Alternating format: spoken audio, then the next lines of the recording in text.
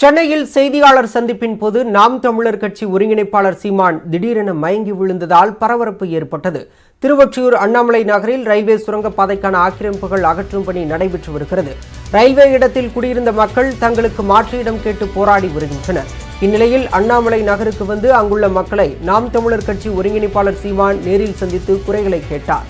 பின்னர் செய்தியாளர்களை சந்தித்த சீமான் அண்ணாமலை நகர் பிரச்சினை, அமைச்சர் ராஜகண்ணப்பன் விவகாரம் உள்ளிட்டவை குறித்து செய்தியாளர்களின் கேள்விக்கு பதிலளித்தார்.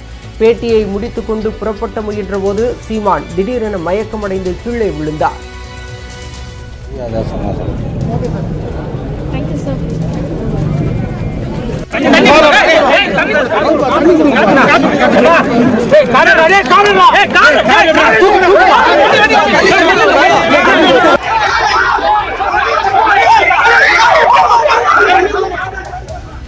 மயக்கமடைந்த சீமான் நுங்கம்பாக்கத்தில் உள்ள தனியார் மருத்துவமனையில் சிகிச்சை பெற்று வீடு திரும்பினார்.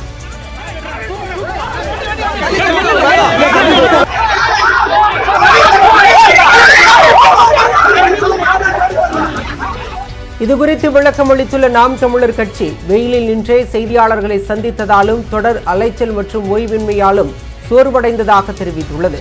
தற்போது இயல்பு நிலைக்கு திரும்பியதுடன் முழு உடல் பரிசோதனைக்கு பிறகு வீடு திரும்பியதாகவும் நாம் தமிழர் கட்சி தெரிவித்துள்ளது. 10.5% இடஒதுக்கீட்டு வழக்கில் தமிழக அரசு சரியாகவே வாதாடியதாக பாமக இளைஞரணி தலைவர் அன்புமணி ராமதாஸ் கூறியுள்ள நிலையில் சரியாக வாதாடவில்லை என்று எதிர்க்கட்சித் தலைவர் எடப்பாடி பழனிசாமி குற்றம் சாட்டியுள்ளார். இப்போ திமுக அரசு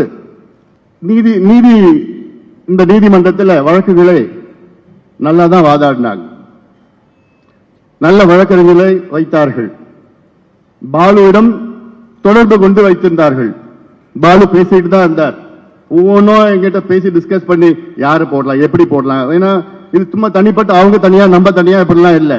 கம்பைண்டா போய் பேசி என்னென்ன பாயிண்ட்ஸ் எப்படி என்னென்ன எல்லாமே இங்க மட்டும் இல்ல, உச்ச நீதிமன்றத்திலையும் சரி நம்ம தான் சொன்னோம். சிங்வி அபிஷேக் மனு சிங்வி வைங்க, ரோஹில் முகர்ஜியை வைங்கன்னு சொன்னோம், வச்சாங்க. திவேடி வைங்க நம்ம தான் சொன்னோம், வச்சிருக்காங்க. அனைத்து இந்திய அண்ணா திராவிட முன்னேற்ற கழகம் சரியாக சட்டம் இயற்றப்பட்டு தாக்கல் செய்யப்பட்டு நடைமுறை கொண்டு வந்தோம். அதை பொறுத்துக் கொள்ள முடியாத திராவிட முன்னேற்ற கழக முதலமைச்சர் திரு ஸ்டாலின் அவர்கள் மூத்த வழக்கை வைத்து வாதாடவில்லை. மதுரை உயர்நீதிமன்ற மதுரை கிளையில இந்த வழக்கு வந்த பொழுது மூத்த வழக்கை வைத்து வாதாடி இருக்க வேண்டும்.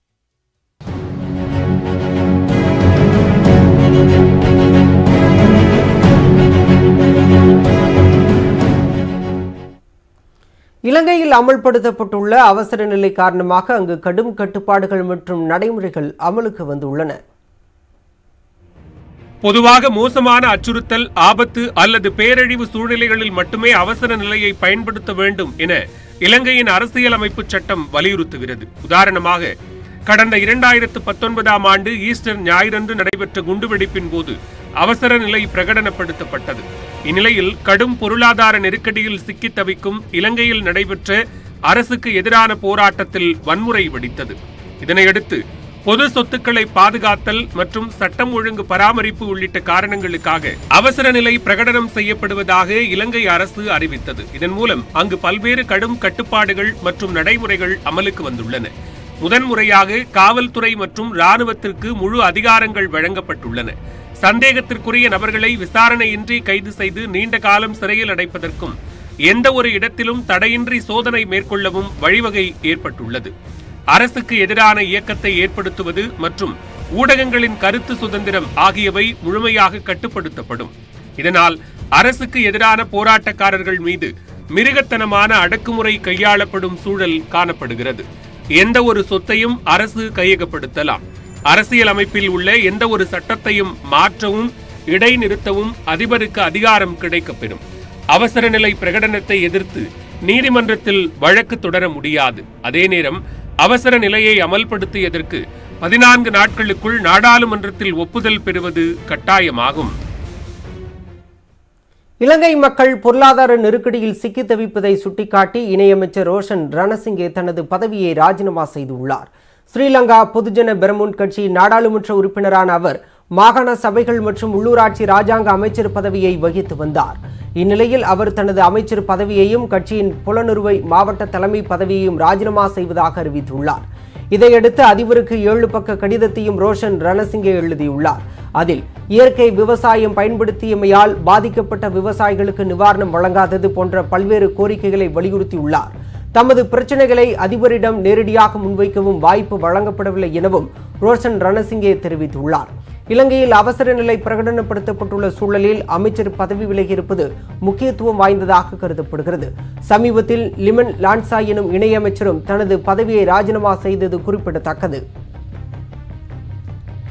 இதனிடையே இலங்கையில் ஏற்பட்டுள்ள எரிபொருள் மற்றும் மின்சார நெருக்கடி காரணமாக இரவு நேரங்களில் ஏடிஎம்களில் பணம் எடுக்கும் சேவை நிறுத்தப்படுவதாக அறிவிக்கப்பட்டுள்ளது. மின்சாரம் இல்லாத நேரத்தில் இயக்கப்படும் ஜெனரேட்டர்களுக்கான எரிபொருட்களை பெறுவது மிகுந்த சிரமமாக இருப்பதாக வங்கி ஊழியர்கள் சங்கம் தெரிவித்துள்ளது. இதன் காரணமாக இலங்கையில் வங்கிகளின் செயல்பாடு பெரும் சிக்கலாகியுள்ளது. இலங்கையில் கடும் பொருளாதார நெருக்கடி காரணமாக எரிபொருள் மற்றும் சமையல் கேஸுக்கு தட்டுப்பாடு நிலவும் சூழலில் நீண்ட வரிசையில் மக்கள் காத்திருந்து வாங்கிச் செல்கின்றனர்.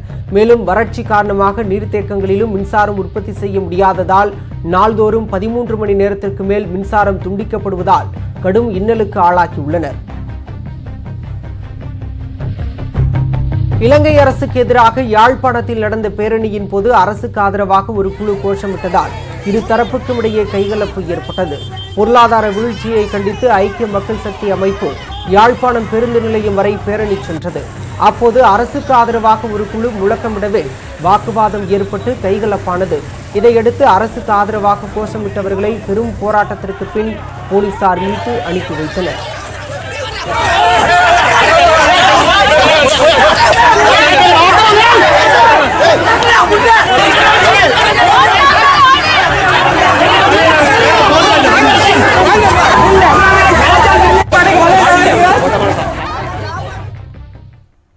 திருச்சி திருவானைக்காவலில் உள்ள ஜம்புகேஸ்வரர் அகிலாண்டேஸ்வரி கோவில் தேர் திருவிழாவில் ஏராளமான பக்தர்கள் கலந்து கொண்டனர். ஈசனின் பஞ்சபூத தலங்களில் நீர்த்தலமாக விளங்கும் இந்த கோவிலில் பங்குனி மண்டல பிரம்மோற்சவ விழா 48 நாட்களுக்கு நடைபெறுவது வழக்கம். இந்த ஆண்டுக்கான விழா கடந்த 11ஆம் தேதி கொடியேற்றத்துடன் தொடங்கியது. விழாவின் முக்கிய நிகழ்வான திருத்தேரோட்டம் இன்று நடைபெற்றது. இதனை காண ஏராளமானோர் கோவில் வளாகத்தில் குவிந்தனர். செண்டை மேளங்கள் முழங்க ஆண்கள் பெண்கள் என அனைவரும் சேர்ந்து ஆர்வமுடன் தேரை வடம்பிடித்து இழுத்தனர். அணைக்கா அண்ணலுக்கு அரோகரா என்று பக்தர்கள் கோஷமிட்ட நிலையில் அழகிய தேரில் ஆடி அசைந்தபடி ஜம்புகேஸ்வரர் வீதி உலா வந்தார். சாலையின் இருபுறமும் பக்தர்கள் திரண்டு நின்று சுவாமி தரிசனம் செய்தனர். அசம்பாவிதங்களை தவிர்க்கும் நோக்கில் அங்கு நூற்றுக்கணக்கான போலீசார் குவிக்கப்பட்டனர்.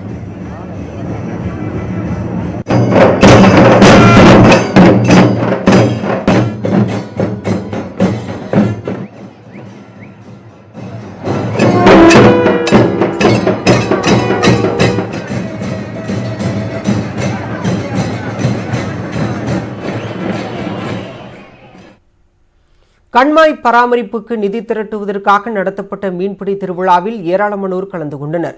சிவகங்கை மாவட்டம் துவார் கிராமத்தில் தச்சங்கண்மாய் என்ற கண்மாய் உள்ளது. இதன் பராமரிப்பு பணிக்கு நிதி திரட்டுவதற்காக அந்த கண்மாயில் மீன்பிடி திருவிழா நடத்த உள்ளதாக துவார் கிராம மக்கள் அறிவித்தனர். மேலும் ஊத்தா முறைப்படி திருவிழா நடைபெறும் எனவும் அதில் கையால் உடையப்பட்ட கூடைகளை கொண்டு மட்டுமே மீன்பிடிக்க வேண்டும் என நிபந்தனை விதிக்கப்பட்டது. இந்த நிலையில் மீன்பிடி திருவிழாவில் பங்கேற்பதற்காக வேலங்குடி, துவரங்குறிச்சி உள்ளிட்ட பல பகுதிகளில் இருந்து வந்தவர்களிடமிருந்து 50 ரூபாய் கட்டணம் வசூலிக்கப்பட்டது. இதையடுத்து நடைபெற்ற மீன்பிடி திருவிழாவில் பங்கேற்றவர்கள் ஜிலேபி, கெளுத்தி உள்ளிட்ட பல்வேறு வகையான மீன்களை பிடித்துச் சென்றனர்.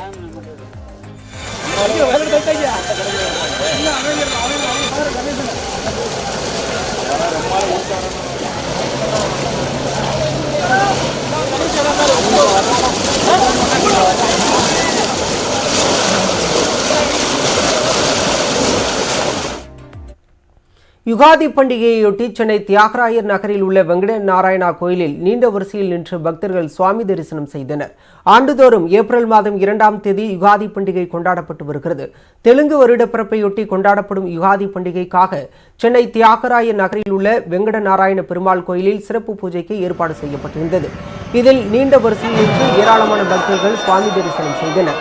இதனிடையே 2 ஆண்டுக்கு பின் யுகாதி தினத்தன்று வழிபாடு நடத்தியது மகிழ்ச்சியாக இருந்ததாகவும் கொரோனா போன்ற இயற்கை பேரிடர்களில் இருந்து விடுபட்டு மக்கள் மகிழ்ச்சியுடன் வாழ இறைவனை பிரார்த்திப்பதாகவும் பக்தர்கள் தெரிவித்தனர்.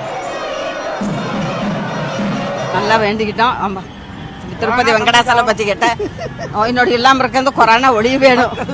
அதுக்காகத்தான் சந்தோஷமா இருக்க வேணும். புது வருடம் பிறந்திருக்கு. நல்லா இருக்கு. இந்த கொரோனா முற்றிலும் போய் மக்கள் எல்லாம் சந்தோஷமா இருக்கும். பழைய நிலைமை சகஜ நிலைமைக்கு போதை திரும்பி இருக்கு. இது மேலும் மேலும் அப்படியே தொடர்ந்து வந்து நல்லா இருக்கு.